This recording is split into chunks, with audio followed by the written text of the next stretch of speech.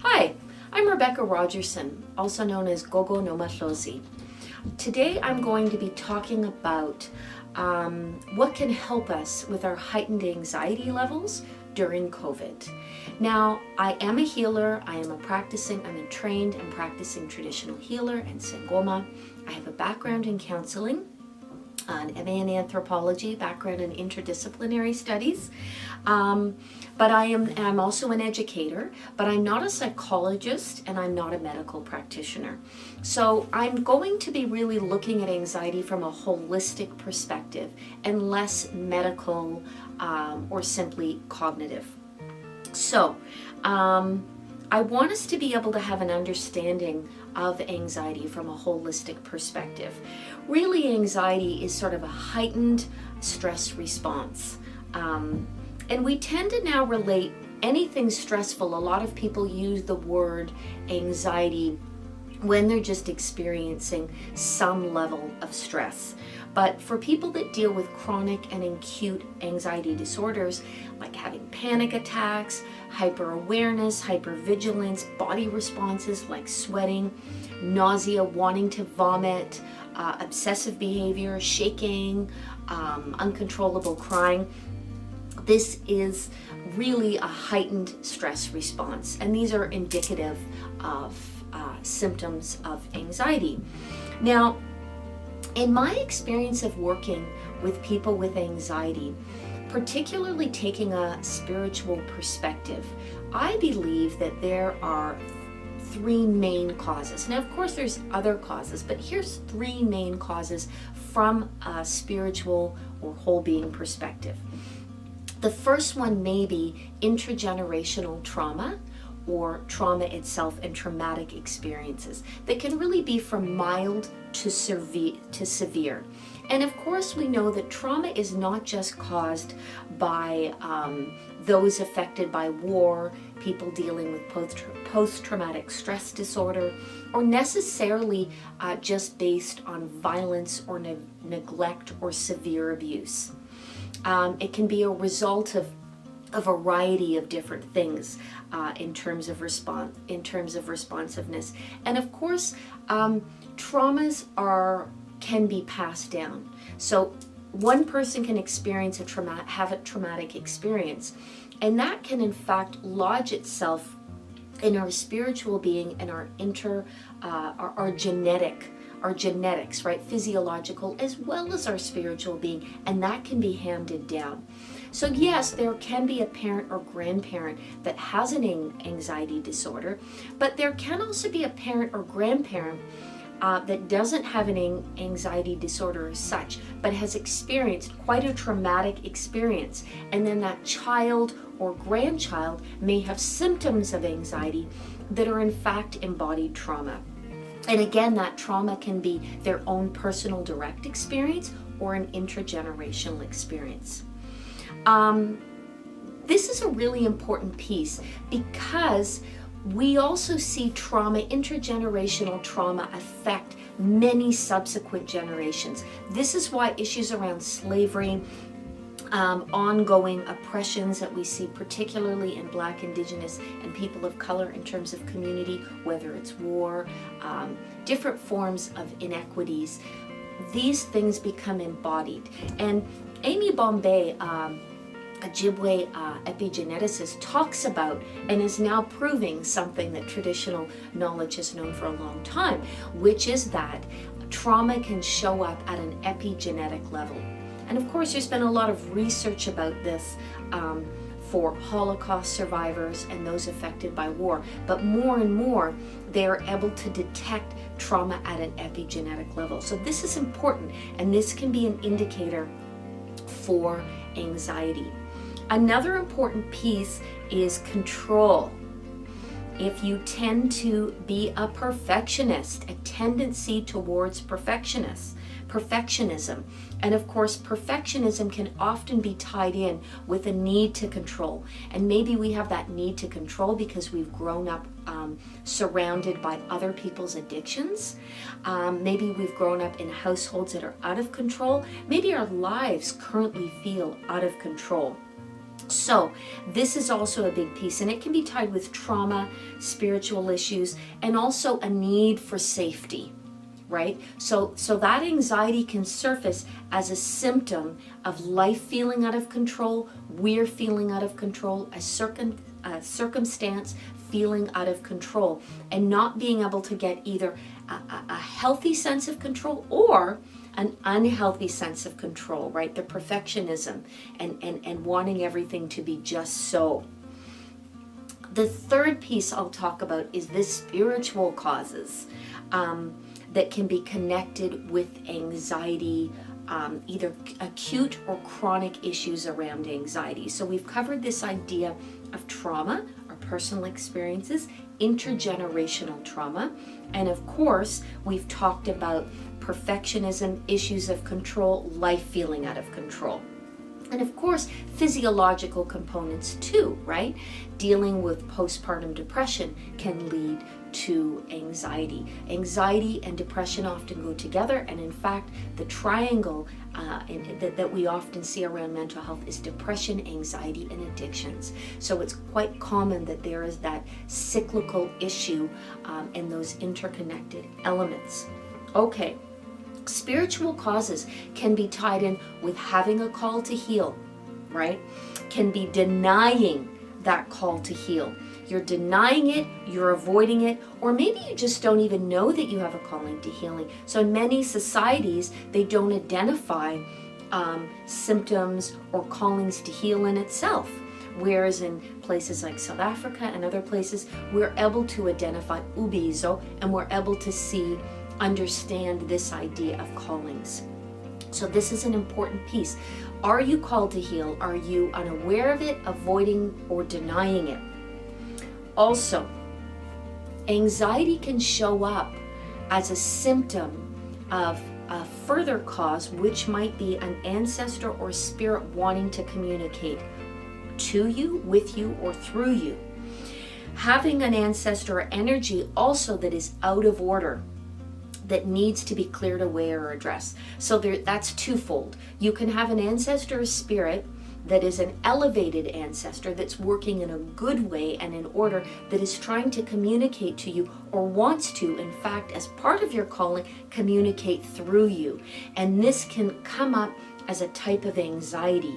This isn't uncommon for a healer when they become possessed by a spirit or ancestor that hopefully is in good working order, to experience anxiety-like symptoms. Also, as I mentioned, having energy, spirits, or ancestors that are with you that are not there in a good way and are not in good working order. Whether someone has sent it, put it on you, whether it's intended, unintended, you've picked something up, you could be carrying something with you spiritually that needs to be rectified, cleared, cleansed, and taken care of.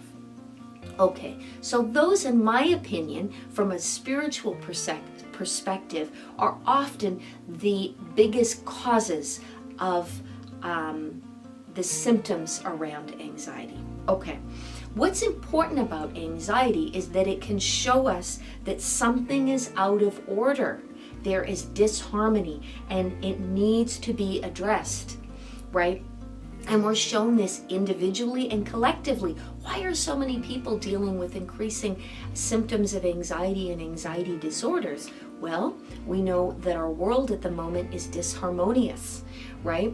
And that a lot of us as individuals and collectively, there is disharmony. So anxiety can be showing us, hey, something needs to be rectified here. Something needs to be addressed. Something needs to be seen and tended to and taken care of. Solutions can involve anything from healing rituals, as I mentioned, cleansing and clearing. There can even be physiological things that come up that are related to the body and body chemistry, hormonal imbalances, low levels of vitamin B and other minerals in our body can really affect us in terms of brain circuitry. There's been a lot of research, particularly around people with bipolar being deficient in specific minerals. So this is an important piece. Also, we may need to feel safe and cared for. We may have a need. These symptoms of anxiety are asking for us to be supported, loved, encouraged, and cared for, especially in that moment, right? Also, anxiety can be showing us that we need clarity on something, on an issue, something in our lives in general, or that a change may need to be made. So a good example of that is, are you smoking an excessive amount of cannabis? Are you using this to deal with anxiety or another mental health issue without necessarily the proper health practitioner guidance? And maybe one of your side effects is anxiety as a result. So this is important, particularly around substances. Some empaths can experience feeling everything acutely and intensely all the time, and may be averse to bright lights, loud noises, sensitivity to crowds, even food sensitivities. So we're also speaking to empaths and deep feelers specifically. If you're wanting to know if you're an empath and you're not sure, am I a healer? Am I an empath? Am I a deep feeler? Chances are you already know that. But if you're wanting some help with that, check my link below, which provides survival tips for empaths and healers. Maybe also as an empath or healer, because you feel everything all the time, you need to better protect yourself emotionally, physically, spiritually, and mentally. Maybe you need to protect yourself with better boundaries, asserting your needs, letting people know what you can and cannot do and what you will and will not do. For tips on also how to protect yourself better spiritually, have a link below also at spiritual protection, and I provide some tips there on how to better do that.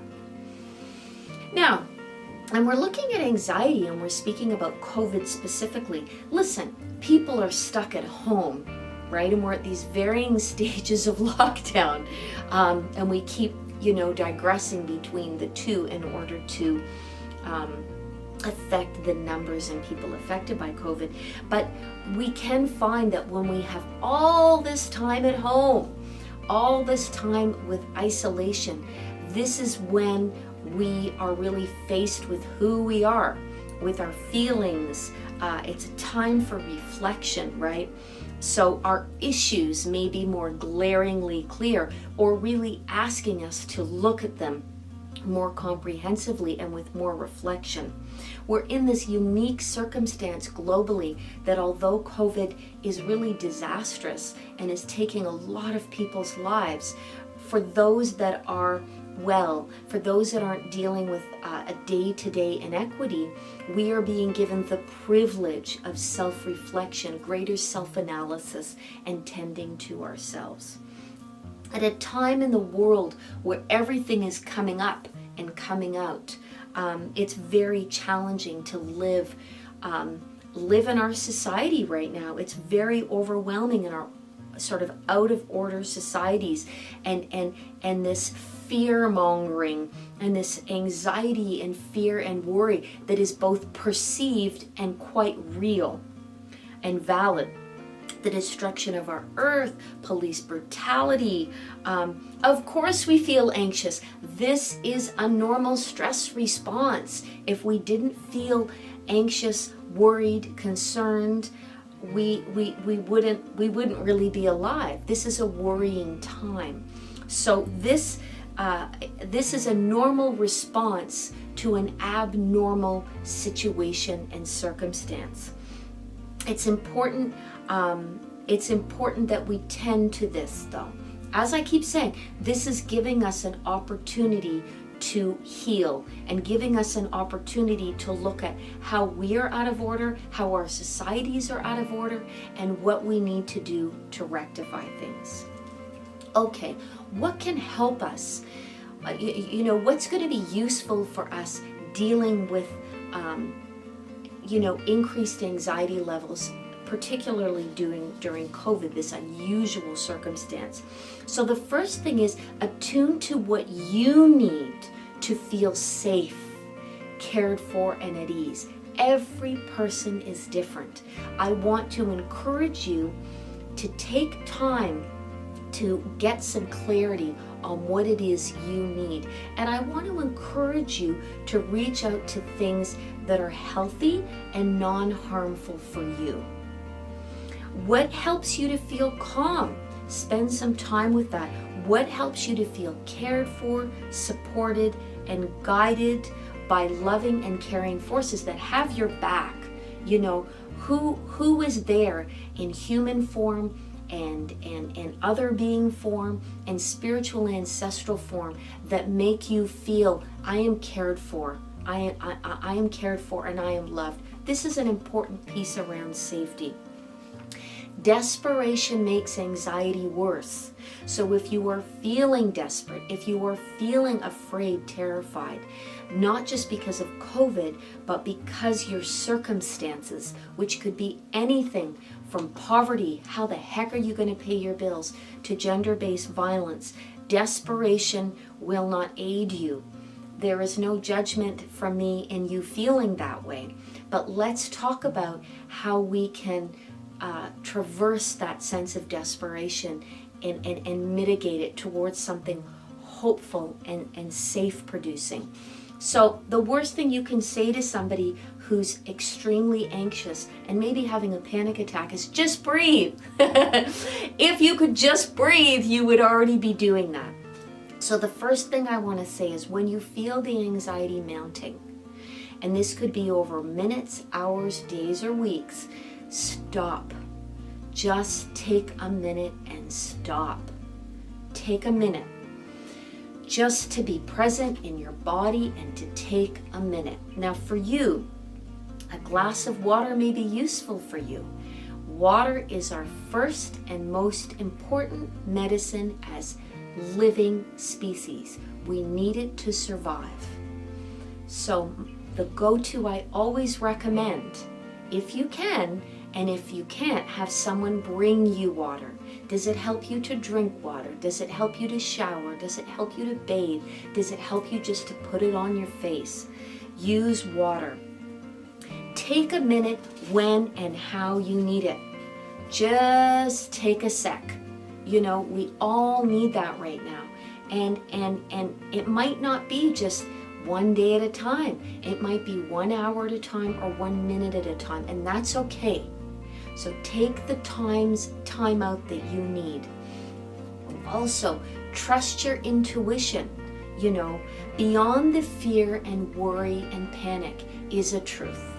And that truth around what you need and the clarity that you need to access and what you need to connect with is there. So taking a minute to have a drink of water, wash, shower, just put water on your face, whatever is going to help get you calm in that minute, I recommend you do that, because that'll give you a minute to just get back into yourself. Anxiety can make you feel like you're out of yourself, can get you back into yourself, and to take a moment to ask, what do I need? And what is the truth for me right now? And you may say, the truth is I'm afraid. That's okay. It's good to voice it. It's good to be able, sometimes when we're dealing with a panic attack or heightened anxiety, it's hard to voice. So this is important. Meditation is really good for a lot of people. And for some, I think it's important to understand sometimes we need to draw in and we need to draw down and we need to ground and quiet. That's important. And sometimes we need to draw up and we need to bring our energy up and we need to release and express and maybe even explode in healthy ways. For example, consciously taking some items, old plates, things, and breaking them in a place that is safe, that is removed from other people, that is quiet, that will not cause anyone harm. It's a conscious effort to release. This is important. For some people, it can be singing, dancing, screaming, painting, drawing. So finding healthy ways to sometimes settle down and settle in, but also finding healthy ways to let that energy, to draw it up and let it out. Empaths tend to hold it in, right? And then it accumulates until it builds up. So how can we release in ways that are healthy and good for us? Do what you need to do to get enough sleep. Again, not too much sleep. We can start to oversleep, especially if we're dealing with depression. So what helps you get sleep? And I'm going to be releasing another video specifically about sleep, how to have it, how to get it, for the truly deprived. So I'm going to speak about that. Exercise is also important. And again, it's about what you can do on a day-to-day basis. Weightlifting, dancing around the house, whatever it is, you want to get those serotonin levels up. And again, maybe you thought, great, it's COVID, I'm in lockdown and I'm healthy and I'm isolated and I'm going to work out every day, and it's not working out that way. That's okay. But what helps you to get your body moving? Okay, the next thing I want to speak to is perfectionism. We're taught in our society, we embody this sense of control. Our societal messaging is control. You are either controlled or you need to be in control. And so what's the counter to that? Out of control. So we want to endeavor to address another pandemic, a worldwide pandemic, which is that of perfectionism. Right on the outside, everything is presented. Social media, it's such a big part of that, right? Everybody's life looks great. They look great. No blemishes, no cellulite, perfect relationships. But it's important that we take time out to enjoy our imperfections and enjoy all our vulnerability and brokenness and mistakes and error. We're human. To err is human, right? That's part of it. Part of expressing and understanding you're okay as you are. There may be work you need to do and things that are important to engage in, but you as you are an intact soul. So this messaging of you are not enough has to go. Tune to how much you do and when you do it, and can this be adapted? A lot of us tend to do too much all the time. How can we adapt this? How can we do less right now? And I don't mean let's do less and watch Netflix for 5 hours a day, because that doesn't help anxiety or depression or alleviate or uplift our feelings and our spirits. It just doesn't. So getting clear on how much we can do and when we can do it, and appreciating that some days we can do more than other days. Also knowing about, when to hang on and when to let go. So letting go is important. And again, that's the opposite of control, right? And that's the opposite of perfectionism, being willing to let go. Another big point I want to make is honor yourself and your needs, including your spiritual requirements. Spiritual requirements refers to what you must have spiritually in order to nourish your spirit, which in turn contributes positively to your life and all your interrelationships. You need a full cup spiritually as well in order to provide for others. You may be clear, I really need to pray in the morning. So carve out that time, make that time. And even if you're busy juggling a million things, much like I am, take what you can where you can and ensure that you are disciplined about it and that you put it in place so that you're setting yourself up in a good way. It's these small practices and these small steps every day that contribute to our whole being in the long run. Make sure you prioritize your spiritual nourishment as much as you do eating, drinking, and everything else. Your spirit needs to be tended to and filled up. So ensure that you find place and space to do that. Ask for help and support.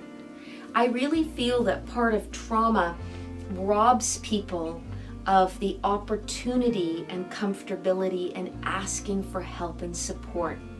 We don't have all the tools, and we need to be growing our toolbox all the time. Ask for help when you need it and be willing to receive it. We're not meant to live alone. We're meant to aid, care, and support each other. COVID, please God, is teaching us this. Our interdependence is key to the survival of our species. So let us rely on each other and ask for help. We also want to be with other people that are in good order and that are feeling good. We don't want to just be surrounded by those that are really struggling. That's okay, but we also want people around us that inspire and encourage and motivate us. We want to check in on what we need. Do we need additional psychological help right now? Do we need spiritual help? Do we need friendship? Is the nutrition piece important? Do we have some compulsive behaviors that we're just having a hard time really addressing and we really need some help with it, but are just scared to ask? Or maybe we're used to just not being helped and doing everything ourselves. So we have to break ourselves of that cycle as well. We want to ask in order spiritual forces to help us. We can't get help if we don't ask for it. You know, we can't get help if we don't ask for it. And we want to be clear, concise on what it is that we need help with. Let us ask our ancestors, spirit helpers, and the God of our understanding clearly and concisely, right? I want a relationship. Well, you may get a relationship, but it might not be the kind of one you need. So let us be clear on the help that we need. Spending time with people that nourish us and make us feel good is key. Folks that value our spirit and value spiritual engagement, and they don't rely on you as the source all the time. Are you listening, healers and helpers and empaths and deep feelers? We can't always be the source, outputting. And then before we know it, we're sick in bed or our anxiety's out of control. So those things are going to show up when we are depleted and we are outputting. We have to ensure that we are nourished ourselves, mind, body, and spirit. Now, what's the opposite of trust is fear, right? Meet fear face to face. Call it out by its name and focus on how you can cultivate trust right now. Okay? Trust is faith in action. So the opposite of trust is fear. The opposite of fear is trust. So if you are feeling afraid and in a really heightened state of fear, how can you cultivate trust? How can you cultivate that now in your life? What is useful to you? This is why I like the serenity prayer. Whatever your religious background, whatever your belief system, it's a great prayer. And also looking at what works for you and your socio-cultural, religious, and spiritual background. What can you draw on to give you, to enhance your faith and to build your trust, your self-trust, your trust in the God of your understanding, and a trust that somehow, some way you're going to be okay. Maybe you have some personal, emotional, spiritual, or psychological work to do, right? Maybe you got some work to do. And some of these emotional or spiritual or challenges you're facing in life are showing you they're opportunities to learn, to grow, and to reevaluate. And maybe these are things that you've left, ignored, buried away. And COVID is giving you that opportunity over here, right? It's giving you an opportunity to re-examine it.